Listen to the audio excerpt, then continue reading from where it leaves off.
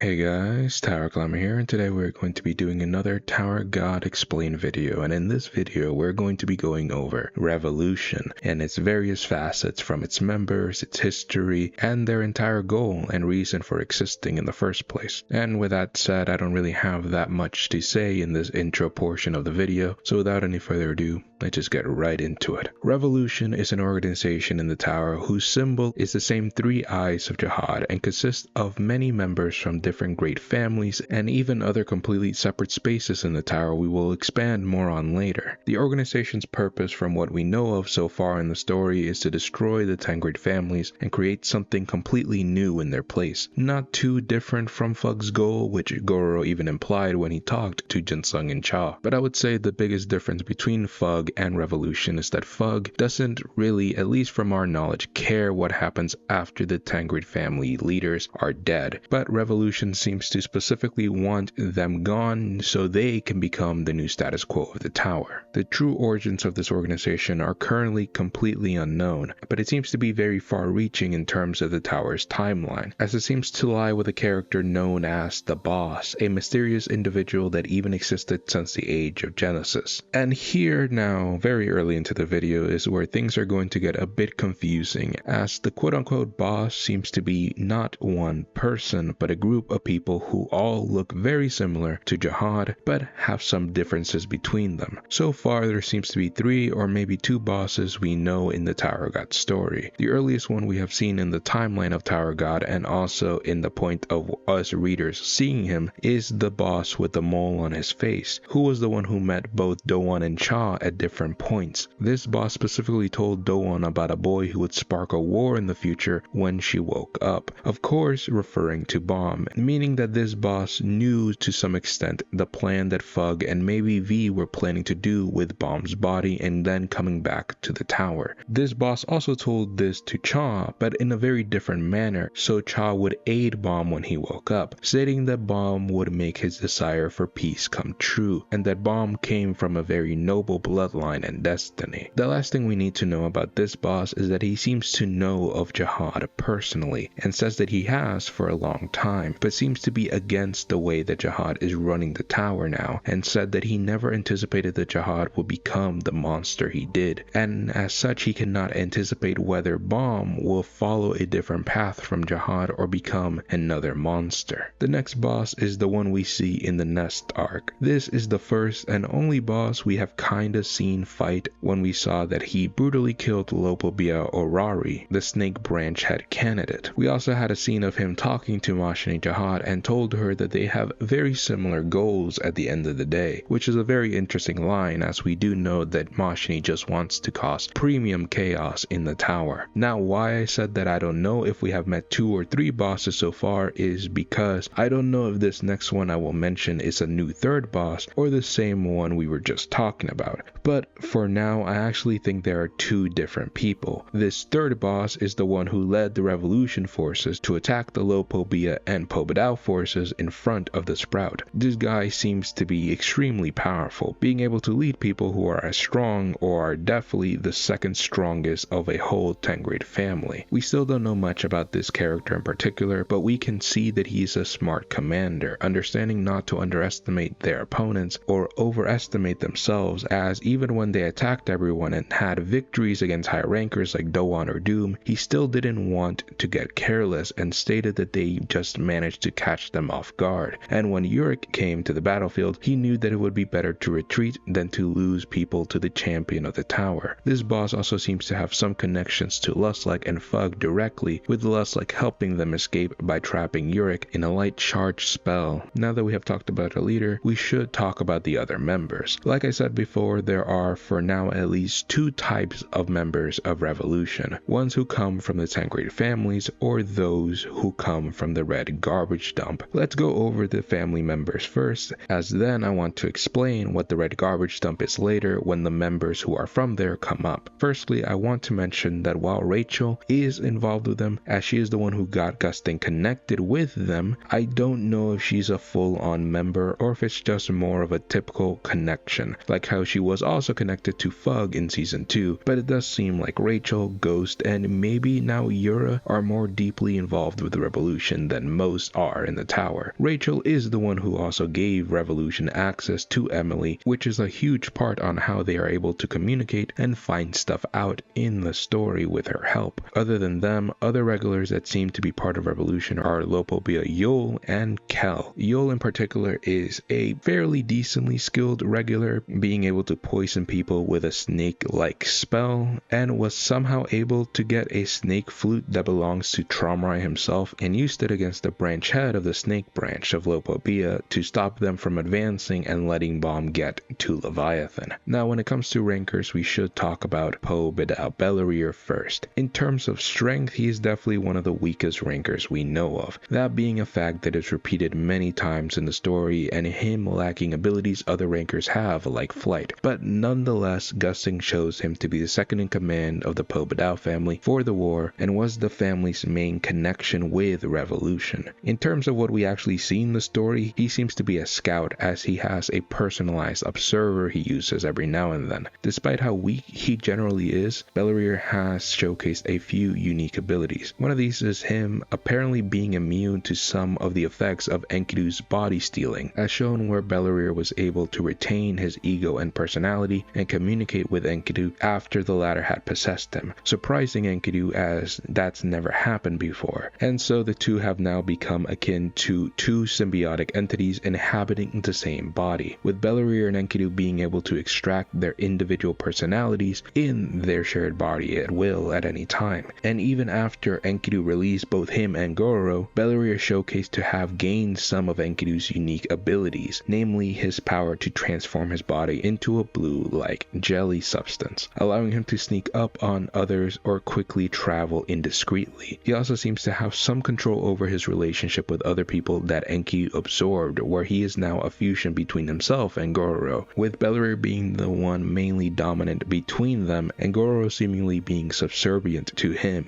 Talking about Goro, let's go over him now. Goro was a branch leader of the Lopobia family and was seen as the second in command of the Lopobia mothership serving under Kirin. Goro as a high ranker has shown a good amount of power, being able to injure a huge Shinwei commanded by a fellow branch head by simply kicking them away, and he was also able to get past Purpur, a former branch leader who excels in martial arts by using his Shinsu quality of slime to stick her weapon to her body. Being from the Lopobia family, he is of course an anima and can control a race of tiny green lizards that uniquely has 6 legs that come out from within his mouth. Since the lizards emerge from Goro's mouth, this kind of indicates to me that he uses his own body as a bowl to store them, and once unleashed, the lizards attack by swarming their victims in mass, and if he wants to, Goro can combine his miniature lizards while they are still in their slime forms to merge into one huge creature to properly fight against a bigger target. The only other thing we've seen from Goro is that we briefly got to see his inventory and needle in the Sprout arc. The next high ranker we should talk about is Poe Bedout Michel. He is a head librarian of the Poe Bedout family and was the commander of the mysterious floating ship that can shoot exploding white light shockwaves and teleport similar to the power of a Shinsu black hole sphere as stated by Tromrai. We don't really get to see his abilities until Poe Bedout Hugo confronted him for his earlier attacks on her forces and his own family. In this confrontation, his speed and reflexes were sufficient enough that he could easily dodge all of Hugo's needle strikes and only got hit by a Shinsu attack which seemed to only be able to destroy his glasses. As a member of the Poe Bedout family, Michel has demonstrated to possess his family's trait of being an exceptional wave controller by showing the Shinsu technique of being able to entangle somebody with Shinsu in order to twist and warp their bodies against their will to restrain them. This move seems to be good enough to restrain Hugo for a decent amount of time, and the only other thing we know about Michel is that since he is a writing person and a head librarian, his aspect of gusting he represents is his twistedness. Now for the final person we know of who is from the main tower that is part of Revolution is Kirin, the former second in command of the entire Lopobia family and looked to by many in the family as a true leader of the family due to Tromrai's reclusive nature. Kirin is Tromrai's second oldest son, with Robodon being the first. Even without seeing him fully go all out yet in the story, Kirin is definitely a strong character. He is able to threaten to kill most of the branch heads of the family, and they definitely believed him. And these are the same branch leaders that, while scared of him, did battle against Dumas and did did fairly well against him, but of course Dumas didn't have his arms and he was protecting Khun the entire time, so he took a lot more hits than he probably would have if that wasn't the case. But going back to Kirin in particular, he's able to take many attacks from Robodon and even take a primal punch from him, the same move that took out Hugo and broke her weapon all at the same time, and did the same thing to Pobedao, Kier's spear and arm at the same time as well. Kirin also has black bandages that can wrap around people to restrain them, and being a chief tamer of the Lopobia family also means that he has the ability to mind control the beastkin if he wished. And more basically, being part of the Lopobia family is of course an anima, with Kirin in particular being given one of his father's most powerful animals in acknowledgement of Kirin's strength as one of his oldest sons, the Heite. As stated by Tiara, the Heite can produce smoke capable of even melting the flesh of high rankers, and this creature is then able to summon up huge amounts of fire, not just smoke, so that kind of indicates how strong this particular beast is. Kirin, besides his amazing strength, also has his own private squadron from the Lopobia's army, of which he has sole control and command over. As shown, his personal forces do not need anyone else's permission from Lopobia's army to be deployed and can act independently from the rest of their forces if Kirin commands it. Kirin's forces are considered formidable, with some of them being on the level of rankers, and even former branch heads of the Lopobia family who had been demoted or removed from their original position are members of this same squadron. But okay, now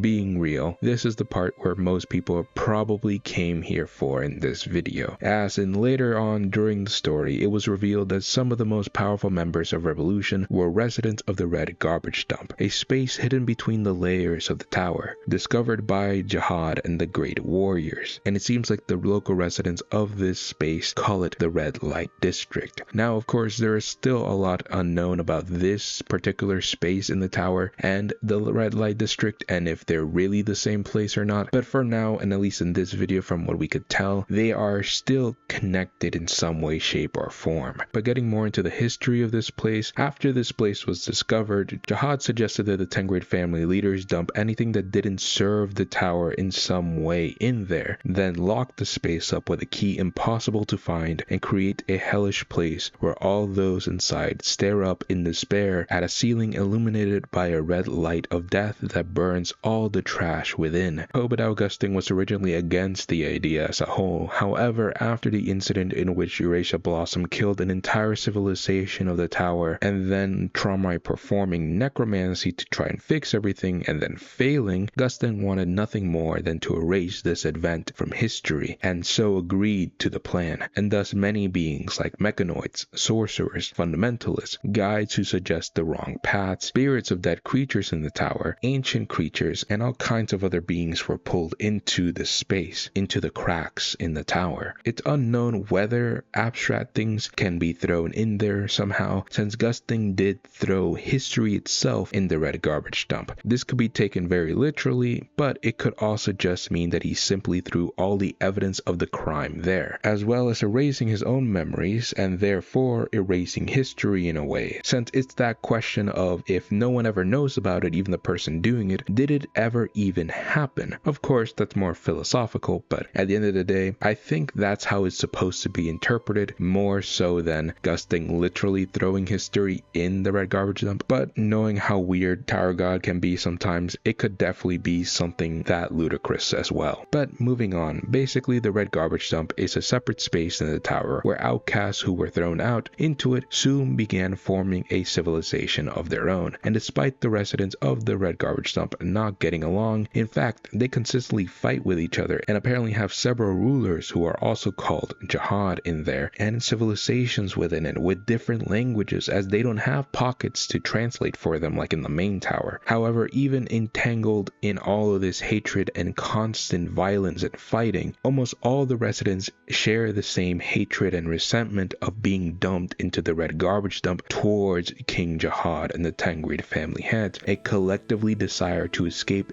and inflict their vengeance on them. And an opportunity arose for them when Gusting and Belerier gave them a way out when they acquired the key to enter and leave the red garbage dump. This key to the red garbage dump is actually the Jahad bracelet that was hidden inside of the hidden floor and guarded by Data Jahad to guard the item in place where rankers could never return to, but with the help of Bomb and Rachel, Gusting was able to get it back from the hidden floor. Due to these people from Revolution only just having recently entered the tower, it's very likely and definitely possible that these members are not officially categorized as rankers, high rankers, or even regulars, despite their immense power due to not officially climbing the tower itself. But from what we have seen so far, these people are definitely strong enough to be rankers and above. First, let's go over the two so far unnamed members of Revolution we have met. First one is this astronaut looking guy. Not much is known about him, but he is definitely pretty strong as he was able to kill Doom, a former top 200 high ranker, pretty easily and use some sort of condensed beam to cut through almost anything, as he was able to cut through Robodon's Gran Abuelo with ease, which took people like Hugo and Kirin a lot of more force to even damage it. Next is the electricity girl, which I am shocked we don't know her name, but she seems like she would be from the Kun family with her hair and lightning properties, but she is actually from the red garbage dump and is also a super strong warrior, as she is able to completely knock out Doan, a strong high ranker from Genesis, and have her in a critical condition with a sneak attack. She also fought very well against Yama in his base form, which is impressive as Yama was able to go through Proust lighthouses, something Robodon even struggled with, and she was able to stun and damage him with her lightning. Although when Yama transformed from anger into his three-fanged form, she couldn't do much even with her more advanced techniques, as Yama tore through them easily. But now, since we are talking about this girl, let's talk about her little partner in crime, who her name is Jade. Even less is known about her, as she only really came to help the electricity girl against Yama, but couldn't do much as Yama just swung her around. Through her ability we saw where she can make an electrical plug to try to restrain somebody, but again, it didn't really help her much when actually going up against somebody like Yama. And lastly, we have Ratna Gra, a very confident and bloodthirsty individual. I would say that outside of the boss, she's definitely one of the strongest members we have met so far in Revolution, as unlike the other two girls we just talked about, she was actually able to engage Yama in his transformed state and even make him bleed a ton with her weapon, which is a whip. To be fair, we didn't see much of their battle due to Yurik showing up, but she was covered in Yama's blood, although she wasn't able to actually knock out Yama, so only time will tell on what her full capabilities actually are. And so yeah, that is going to be everything. That was a far longer video than I actually thought when I started making the script, but I just realized there was a lot more information in the little things. If I didn't explain any of the abilities of all the characters, then yeah, this video would have been way shorter. But of course, I wanted to have a little fun with it. I didn't want to make a super short video, but overall, I hope you guys did like the video, as I think I was able to manage to put all of the information we currently know about Revolution in this video. But of course, we are going to be learning more about this organization, most likely in Season 4 of Tower God. So if we learn a significant amount that changes this video drastically, then I will make a follow-up to this video. So look forward to that. And remember, I'm always going to be here to tell you guys the truth. And if the truth isn't always explained, I'm always going to be here to give you guys my opinion